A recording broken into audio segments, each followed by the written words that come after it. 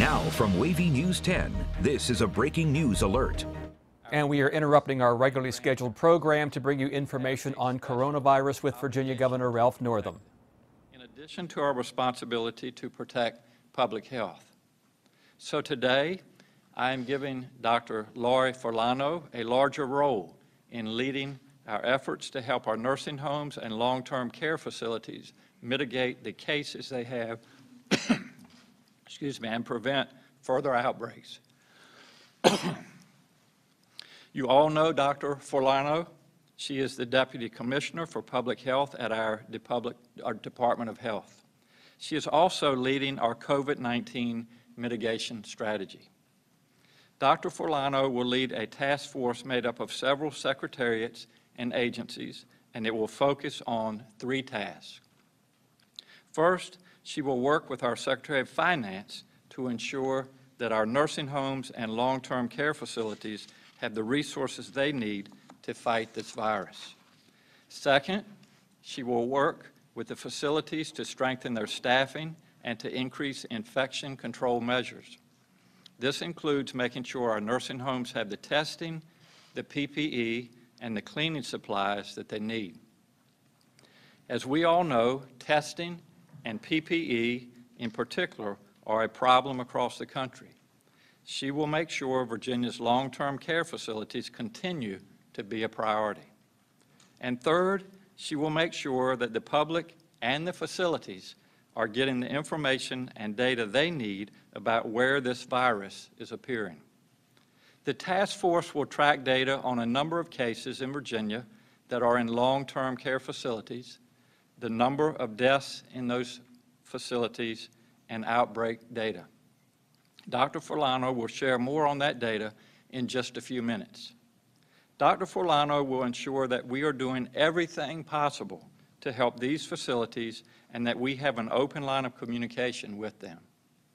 Our long-term care facilities are home to people who are most vulnerable to this virus, which can be particularly hard on people who are older or who have other health conditions.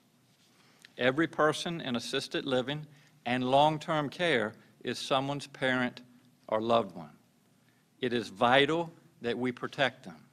Dr. Forlano and this task force will help us do just that, and she will report back to you regularly. Today, I also want to announce that we are using more avenues to recruit additional medical volunteers in our Medical Reserve Corps. Hospital CEOs are telling me that what they expect to need the most is first PPE, then more staff to take care of people and support the medical professionals. Our volunteer Medical Reserve Corps now has 13,000 people signed up to volunteer. About half of those people have medical training. We will work with our colleges and medical schools to reach out to students, especially those who are enrolled in health and medical degree programs. Training is also available for Virginians who want to learn basic medical skills to volunteer. And current health professionals who want to get more skills, including skills to work in ICUs or to use ventilators, can also get that training. We're particularly encouraging nurses, nurse practitioners, and nursing students to apply. As a doctor myself, I know that nurses are the lifeblood of any medical setting. We also need non-medical volunteers for support roles in logistics, communication, technology, and other areas.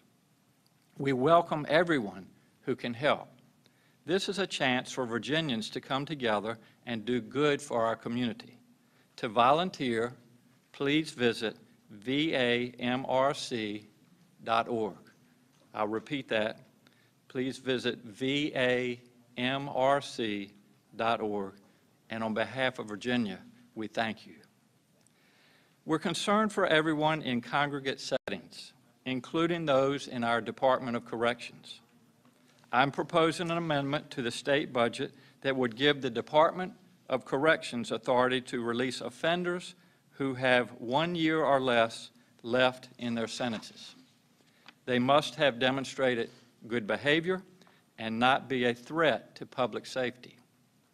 The DOC, at their discretion, will release prisoners who do not pose a threat to society or the safety of others. The General Assembly will vote on this when they return for the reconvened session on April the 22nd. Between now and then, DOC will do the work of planning how these individuals may safely be released. Reentry planning typically happens over the course of months. We're asking our DOC to do that in a matter of weeks. Reentry planning includes ensuring the released person has somewhere to go and has the medications they need for 3 months. In this situation, we know there are fewer economic resources available and fewer rehabilitation and treatment centers taking on new clients. Advocates and community organizations always play an important role in supporting people when they return to the community. That role is even more critical now, and I ask that they continue to offer all services possible to help people who are released. This health crisis has led to an economic crisis. Our strategy is clear. Fix the health crisis first, then the economic crisis. Thousands of Virginia workers are now out of a job. In the last week of March, 114,000 people applied for unemployment benefits. As I said then, that number was large, but it was seen small all too soon. And I was right. Last week, we had 147,369 initial unemployment claims. That means we've had 306,143 unemployment claims in the past 3 weeks. That's more than the same weeks for 2018, 2019, and 2020 combined. Last week alone, the Virginia Employment Commission has issued more than 191,000 payments, totaling more than $57 million. Next week, we will launch the Federal Pandemic Unemployment Assistance Program, which will boost weekly payments to those who have filed for unemployment. This is an additional $600 a week, which should be a great help to folks trying to figure out how to pay the rent or buy food.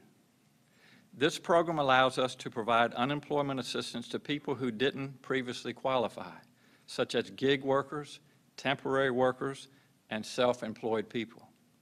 It's important to note you still have to fill out the state unemployment application to receive that assistance.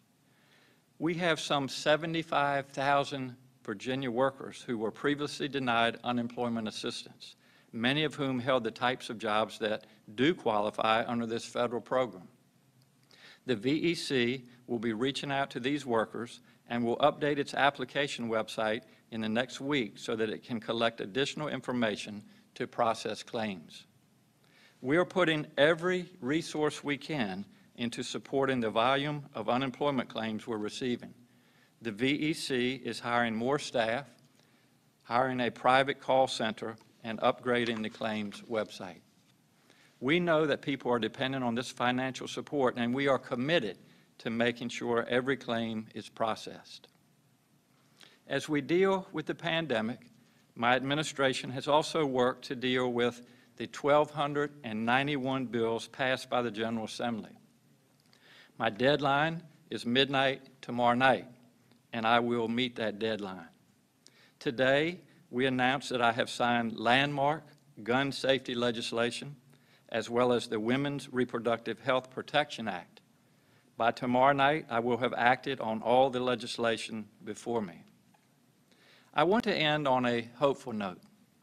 Yesterday, Virginia Commonwealth University announced that they have come up with a way to clean the N95 masks that are in such short supply in our hospitals.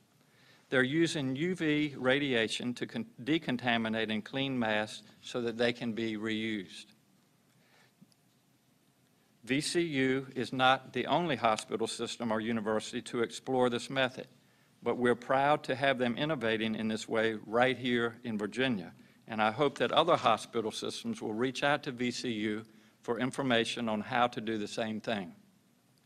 These masks protect our frontline healthcare workers, and being able to clean and reuse them could be a game changer for our doctors, nurses, and hospitals. And finally, we've all seen reports that social distancing seems to be working. I hope this is the case, but social distancing will not continue to work if we stop doing it. Now, I've had some folks call me and say, Ralph, we see that the curves are flattening. Isn't it time to ease the restrictions? And that is absolutely the wrong thing to do right now. And as a doctor, I thought I might give you an example or an analogy from my previous work. It's like perhaps someone came in with a new diagnosis of cancer, which is never good. And after making the diagnosis, we sit down and talk about the treatment plan. And the treatment plan is a very bitter pill, a very bitter medicine to take. But we can also say that if you follow our guidelines and take this medicine, we can together cure your cancer. And so that patient may start taking that medicine for 3 or 4 weeks and start feeling better. Their numbers look better, their x-rays look better, their cancer is going away, and the knee-jerk or the temptation is to say, Doc, I think it's time for me to stop taking my medicine. Well, we know that that's the wrong thing to do, because if you stop taking your medicine at that point, the cancer will return and sometimes be even worse. So we're in that period right now where we see hope, we see promise, but this is not the time to back off from our guidelines. This is no time to let our guard down. We need to continue to stay home and to stay safe. That's especially true this weekend, when we expect nice weather across much of Virginia, and when many people would normally be celebrating Easter together. Please stay home this weekend. The social distancing, the guidelines that we have provided, they're working. Now I'll ask Dr. Forlano to speak, and then after that we'll be glad to take questions. Dr. Forlano, thank you. Hi, good afternoon. As we continue to fight the virus together, it's clear that while we've taken a lot of steps across the Commonwealth to protect residents of nursing homes and staff that works in nursing homes, we need to offer them more help. So as the governor said, residents that live in these facilities are often among the most vulnerable to the virus due to their age or health conditions they might have. And on top of that, social distancing is pretty difficult to achieve in a congregate care living situation or facility. And we also know that staff that work in these facilities often work in multiple facilities. And I do want to take a note to just acknowledge those staff and the healthcare providers that work in those facilities. Even on the best of days, they provide compassionate care to the people we love the most, our parents, our grandparents, and right now they're doing that under incredibly challenging circumstances. So acknowledging that, we're very committed to making sure these facilities continue to get the funding they need and the supplies they need to protect the people that live there and to protect themselves and their staff. We also want to ensure open communication between our local health departments and these facilities in a given area. The task force that I'll be honored to work with are also committed to ensuring that facilities and the public have the most up-to-date information possible. This includes data on the proportion of facilities that have had a positive case among residents or staff, and sadly, we will also be providing data on deaths in long-term care facilities. Some outbreak data is already available on our website. I will provide a couple data points right now. As of today, we have counted 45 outbreaks in long-term care facilities out of a total of 82 total outbreaks in the Commonwealth. So that's about 55%. And in addition, as of today, in our outbreak database, we have 525 reported cases. That represents approximately 10% of all cases. and 32 deaths, or about 25% of reported deaths among residents and staff.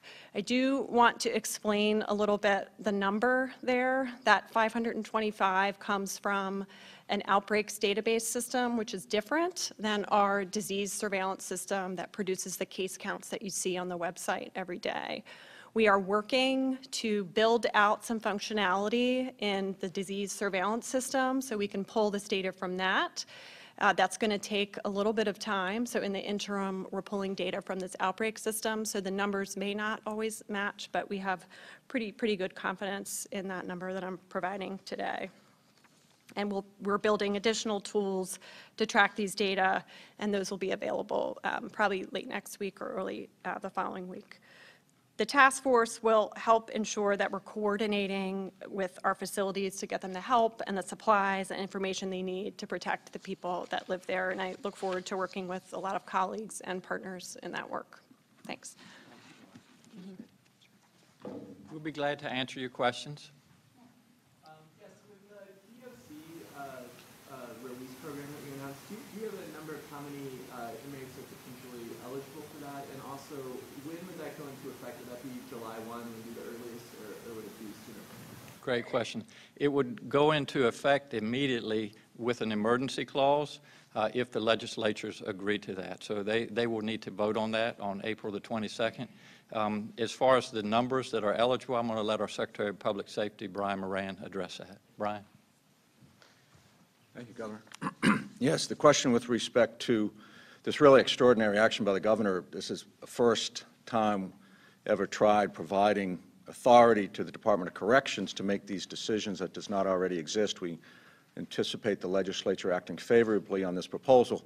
It would become effective immediately, and it would last for the duration of the governor's executive order, and it would apply to approximately just less than 2,000 inmates that have 1 year or less remaining on their sentence, and that sometimes fluctuates a little bit depending on who's released, because we release approximately 1,000 prisoners per month based on their release dates.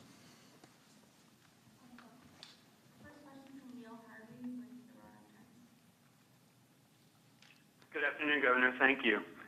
As you said earlier, the legislature is set to reconvene in Richmond on April 22nd, which could land during the worst stretch of the coronavirus. That's less than 2 weeks from now. Does this kind of large gathering concern you, and should the legislature consider other ways to implement remote voting as other states are doing?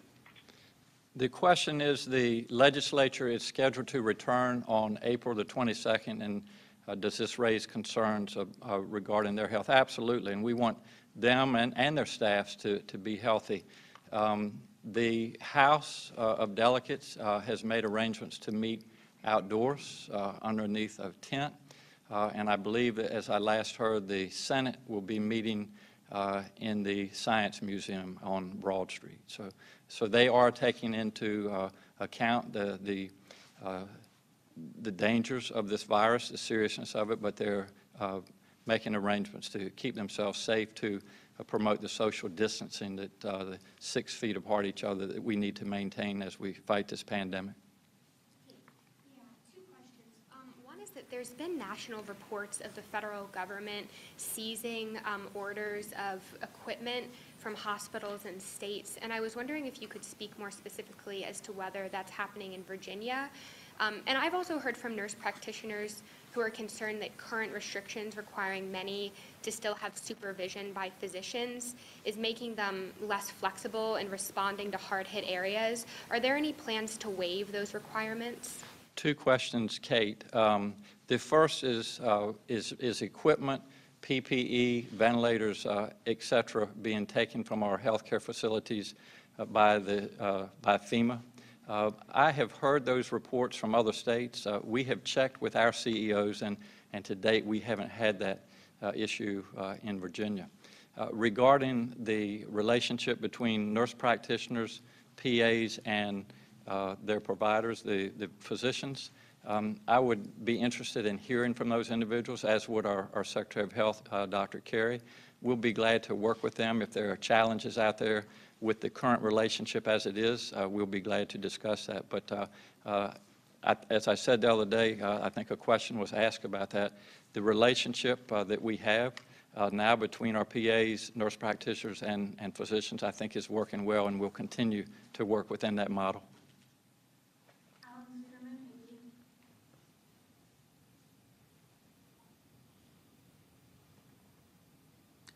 Do we have Alan on the line? Okay, the next will be from Mallory Nopane, WVTF Radio. Good afternoon. I'm going to ask about immigrants being held at the 2 ICE detention facilities in Virginia. Advocates are concerned that the hundreds of detainees are at risk, especially at the private facility in Farmville, where there was an outbreak of mumps this summer. The Legal Aid Justice Center has asked the administration to inspect both facilities, make sure testing is available, proper sanitation. Is the administration planning to do any of those things? What steps is the administration taking to ensure that immigrants in both facilities are kept healthy? Let our Secretary of Public Safety address that. Brian. Question is with respect to ICE facilities. We actually have 2 ICE facilities in the Commonwealth of Virginia. We do not make clear that the state does not have jurisdiction over those facilities. When we've heard reports, we have shared those with our congressional delegation as well as Department of Homeland Security and inquired as to the care of those individuals that are in the custody. And, you know, again, they're not under our jurisdiction. We'll continue to pursue that and take whatever actions necessary to ensure the safety of those residents of those facilities.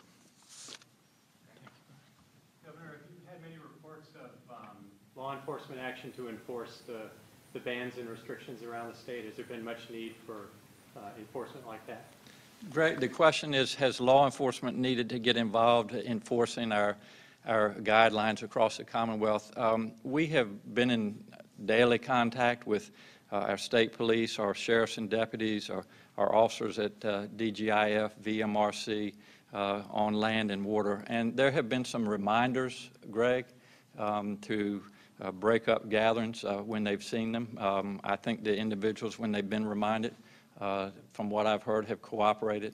And I don't know of any citations that have been written. So I think I'm correct in saying that. Max Thornberry, Northern Virginia Daily.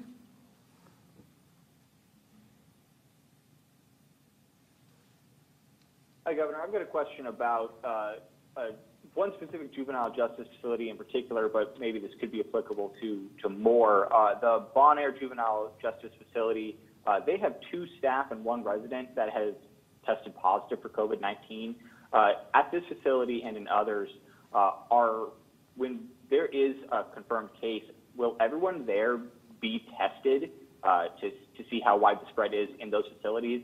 And if that is going to happen, what's the timeline for that testing? The question is about our Department of Juvenile Justice and one of our facilities at Bon Air and some positive test results. And again, I'm going to let Secretary Moran address that. Sure, Doctor. Thank you, Governor. And the question with respect to a Bon Air facility, you know, over the years, we've actually reduced our population of residents in a juvenile category to 1 facility in the Commonwealth, and that is the Bon Air facility. We now have approximately 205 residents. We actually have had positives. I think, Max, you mentioned 1. It's actually more than that, unfortunately. So we have done widespread testing, and we're following Virginia Department of Health's guidance. Fortunately, at Bon Air, we have 7 units, and so it was built for a capacity of over 500 kids, and we have only 205, as I mentioned. So we're able to isolate them and use quarantine methods pursuant to the CDC guidelines. And so we have 7 units, as I say, and we're spreading them out to make sure that there is not the interaction. But it's unfortunate, and we're doing everything we can. And, of course, Valerie Boykin is our wonderful director, and the whole DJJ staff doing everything they can to ensure the health and safety of the residents of a Bon Air facility. You've been listening to an update on the coronavirus outbreak from Virginia Governor Ralph Northam. Some of the major takeaways from today's briefing: the governor's introducing legislation to allow the Virginia Department of Corrections to release nonviolent inmates who have 1 year or less left on their sentences. Now, the General Assembly must vote on this proposal when they reconvene coming up on April 22nd. Also, 306,000 unemployment claims filed in Virginia over the past 2 weeks, and federal assistance, the governor said, should be available. That's $600 a week for those unemployed, should be coming online next week. And finally, the governor saying this is no time to let our guard down with regards to social distancing. He did say that this is a period we see hope, we see promise, but again, no time to let our guard down as the curve appears to be flattening in some circles, but this is the time to keep social distancing measures in place. We'll continue our coverage of the coronavirus concerns on WAVY News 10 at 4. Regina Mobley will join you, and all the time on WAVY.com. I'm Tom Shad. This has been a WAVY News 10 special report.